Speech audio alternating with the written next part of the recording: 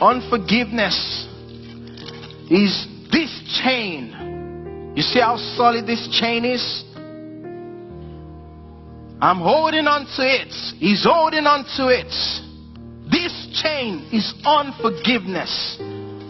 Or like the Bible says, that if you have unforgiveness in your life, regardless of who's right or who's wrong, there are prayers that will not be answered.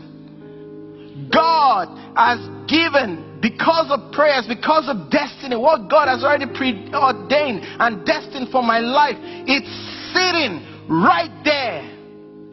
And I'm trying to get to it. Oh, unforgiveness. Unforgiveness. I can go everywhere I want to go, but as long as I want what's in that gift, oh, I'm holding on to it. Unforgiveness. Dave is in that gift. My wife that I'm gonna marry is in that gift. The opportunity to stand here to preach and preach to you the word of God is in that gift. But as long as I hold on to it, I cannot get to it.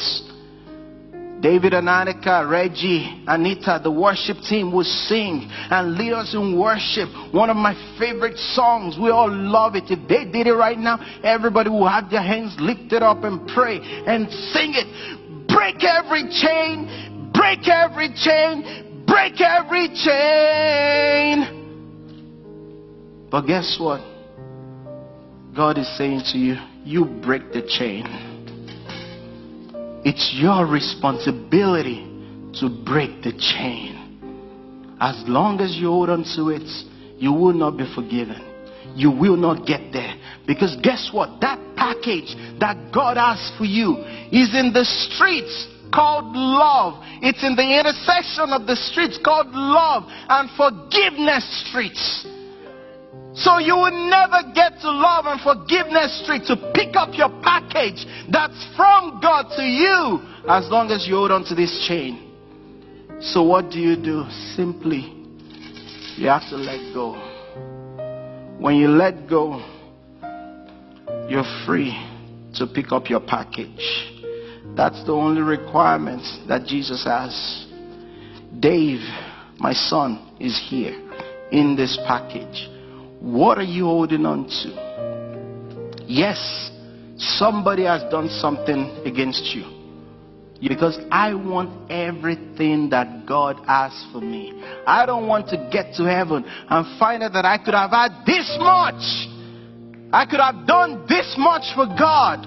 But all I was able to do was this much. Why? Because of unforgiveness. No, I don't want that. So you've got to let go. Forgive yourself. Forgive people in your life. Like I said, do not be conformed to this world. Don't do it the world's way, because the world's way is you've got to maintain your pride and your integrity.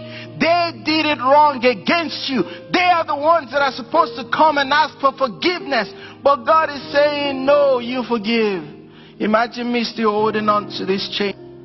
It says, forgive. In order for you to have joyfulness, to be free, you've got to walk in forgiveness. It's too expensive. We've got to be like Jesus, who while he was on the cross, that's our example. That's who we're called to emulate. That's what we're called to be like. While he was on the cross, being persecuted, being stoned, being speared, he said, Father, while he was still experiencing the pain, Father, forgive them, for they don't know what they're doing. Jesus, after he came back from the dead, you know the first thing he did? He had to forgive. Peter, his best friend, his closest associates, denied him 3 times. When they asked him, do you know him? He said, I don't even know that guy. I don't know who Jesus is.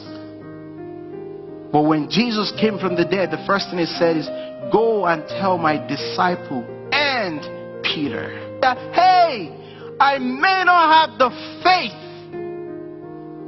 to make the blind to see. I may not have the faith to raise the dead, to make the lame to walk.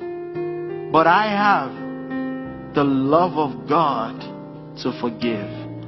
The biggest power that anybody could ever possess is the ability to let go and forgive. That's the highest form of faith. Your forgiveness.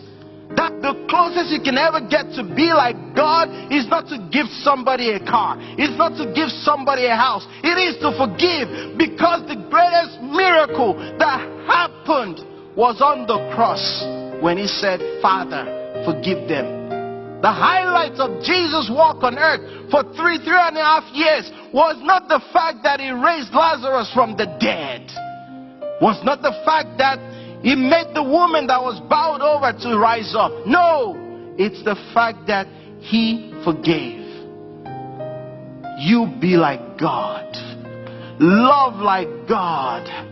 Keep no record of wrongdoing like God. Forgive yourself. I'm telling you, there is someone here.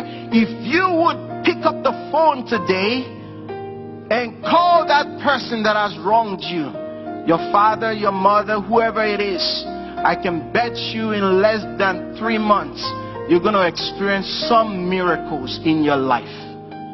Things that you were not able to get before, suddenly, easily comes to you. It's all wrapped in unforgiveness. You've got to let go. That's what today is about. Let go. You break the chain. It's your responsibility. When you do what I'm telling you, children will return. Your relationship with your parents will return. Your relationship with your children will come back. With your whoever